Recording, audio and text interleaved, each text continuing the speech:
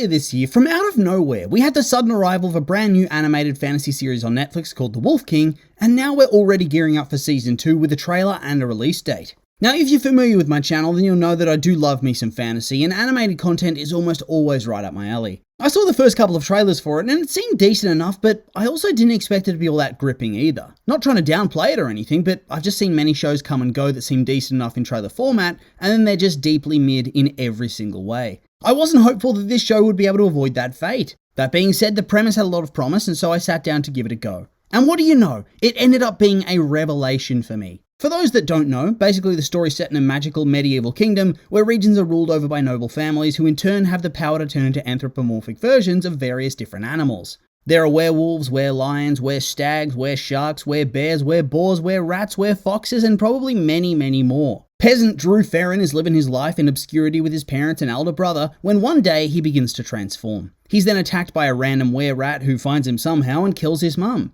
Since he's the only person around and he's half transformed and the rat's done a runner, his dad and brother reckon that he's the murderer and they try to kill him before rallying the whole town to try to lynch him. He escapes and meets Whitley, a young noble and werebear, and is taken to her home, which kickstarts a journey of discovery where it's revealed that he's the last of the werewolves who once ruled all of Lycia, but were betrayed and murdered by King Leopold, who then took Drew's biological mother as the queen. You know, after murdering her husband and all her other children except for Drew. I haven't read these books before, but damn it, that is dark. Apparently, she also just accepts this fate in the books, whereas in the show she's put under a spell, which is disgusting and ick, but certainly makes a lot more sense. After all, she's also a werelord, right? Anyway, Drew's able to pull off some sort of coup just as he's about to be executed, and the lions are kicked off of the throne, whilst Drew makes up with his foster dad just before said dad dies. Not so much with his foster brother though, who runs off to find allies for the lions, since he still thinks his brother's a horrible monster that killed their mum. It was an epic first season filled with magic and adventure, counterbalanced with an intriguing backstory to the world and the wider lore of the setting, and a political plot too. Plus, we had some cute little early romantic moments going on at the same time. What's not to love? The animation was pretty good, the voice acting was great, and whilst there's no news on a second season up until recently, based on the viewership, I was expecting it was going to continue on. We do have that confirmation now, although from what I understand, it's also going to be the final season of the show. Just 2 seasons and they're done. It's a bit of a shame. I'm actually rather surprised they're going to end it so soon. I do wonder what's happened there, especially since from what I can see online, there are 6 books in the series. Did the first season just compress a bunch of content from a couple of books or something, or is this just a very, very loose adaptation? I'm not complaining necessarily, since in the end, I've never actually read the books and they don't seem to have a Wikipedia, so I don't know how prominent they are to tell you the truth. It just does seem a little bit odd to call it quits so suddenly. Okay, so as part of this trailer, we also got a release date for the 11th of September, which is really close by. I used to be surprised by this sort of thing, but I guess Netflix does do this quite a lot. They only really start to advertise things a couple of weeks out from it going live on the service, as opposed to cinematic releases where you have trailers released months and months out from any sort of release date. Anyway though, it's time to get stuck into the trailer. We start off the trailer with an action shot of Drew running in his weird human hybrid wolf form and doing a superhero landing pose. I have to say, I hope they don't use this form too much this season. It worked well in season 1 when he's kind of a rookie and learning about everything, but eventually, I just want to see him transforming fully into the wolf. It looks cooler and it's way more intimidating. This version though, if you don't see his paw hands, it just looks like somebody shot him with a Neanderthal ray. It really emphasizes his brow ridge. We see some old man talking to Drew and whispering at him in shock and awe that he's the wolf, and fair enough, I mean, they pretty much went extinct just recently, didn't they? Also, is that the old guy from the first season that had the stall in Whitley's town? I love the show, but I've forgotten so much of what happened. I think I'll need to do a rewatch before the newest season comes out to give me a refresher. There's a shot of Drew's face up next, which is really cool, where it hones in on one of his eyes going from human to wolf. Damn. I wasn't expecting the animation here to be this good, but it really is rather high quality, especially for the early seasons of a show. Usually in my experience, these untested IPs are going to have early seasons that look a bit whack at times because they just don't have the budget to justify more high quality animation. It hasn't been a problem here though, and I think it helps the show stand out from the pack. Drew in his wolf form crosses blades with a lion guard warrior who holds him at bay somehow. I'll say this, what is the point of being able to turn into a wolf man if some random, no-name soldier is able to match your strength like this?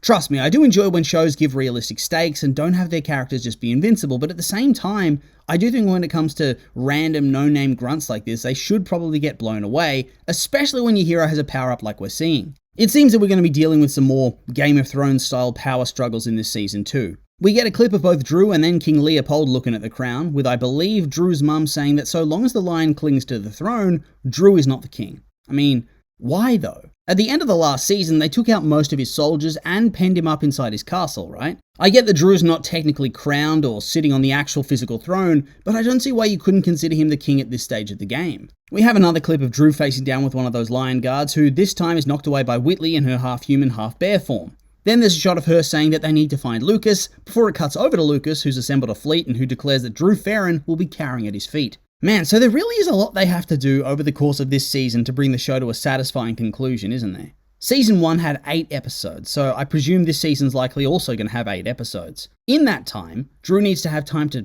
bond and talk with his mum, I presume. He needs to defeat and realistically kill his half-brother Lucas. He needs to bring his dynamic with his brother Trent to a satisfying conclusion. He needs to confront the king. Then there are also side stories with his lords, and then he also has a burgeoning love triangle on the horizon too. I hope that if they are truly committed to ending things here though, we don't end up with a Dragon Prince situation where the story doesn't actually feel finished at all, as they're trying to bait Netflix into giving them more seasons. I'm just worried they're not going to have enough time, and that's exactly what I said before the final season of The Dragon Prince. Oh, I just remembered that there's also that other kingdom where the werecats come from that will need to be addressed as well. That's a hell of a lot to be getting on within a mere 8 episodes, but I suppose you just have to have hope, right? We see the Bear Lord seemingly have given a speech with all his men standing around cheering for him before we see Drew and Whitley leaving out of the gates, with Hector following along and saying that they can't do this, that a king can't be going out and putting himself in danger like this. So what do we reckon's going on here? Hector seems to think that what they're doing is very risky, so I'm thinking they must be trying to hunt down Lucas, right? Or maybe Leopold if he's escaped. It must be something important, but also something that needs stealth. It seems that we're also going to be diving into the more spooky side of things too. Last season we had that were-snake who lost herself to her animal instincts and became a gigantic monster. But what's going on this time? We've got Hector using necromancy again to talk to the corpse of a lion guard to find out what Lucas is planning, which I love. I like that they don't pull punches and that they show people dying and that there's darker subject matter at play. For this type of show it's definitely needed, otherwise it could come across as a little bit hokey. Plus, it is nice to have some fantasy protagonists who are objectively good people and good heroes, but are also not endless goody two-shoes that won't stoop to certain things.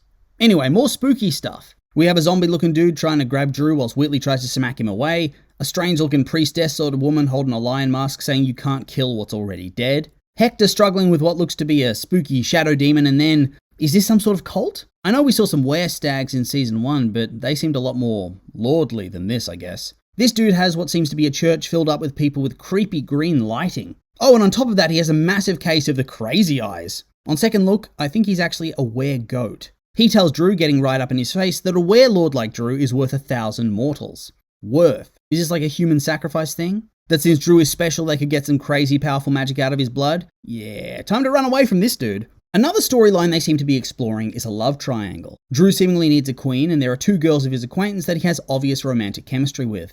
There's of course his friend Whitley, who I think the trailer pretty openly shows has feelings for him. And then there's Gretchen, the former betrothed of Prince Lucas, who Drew travelled with throughout much of Season 1 alongside Hector. I know that it's edited like this to build drama and get you invested, but I can't believe they're going to actually have a scene where he's sitting with Whitley, talking about how a king needs a queen, and that Gretchen's so refined and graceful. Everything a queen's meant to be, with of course the inference being, Whitley's none of those things. I do kind of think that this is going to end up being a bit of a misdirect though. I suspect that type of dialogue ends with him then saying, and that's why I don't think she's right for me, because that's not who I am, etc, etc. Seems that Lucas is going to be teaming up with some random new guy who I suppose is going to be part of the reinforcements from Bast. He tells Lucas that it's time to take what's his, probably meaning the throne and Gretchen, as the next set of scenes we see is Gretchen getting kidnapped somehow and having to use her own powers to avoid getting mauled by Lucas the Lion. As of right now, we only see her in her more partial human transformation, but it would be nice to see the full thing too. I do love foxes, so that'd be pretty cool. It looks like she's going to be very defiant towards him as well, which is nice to see.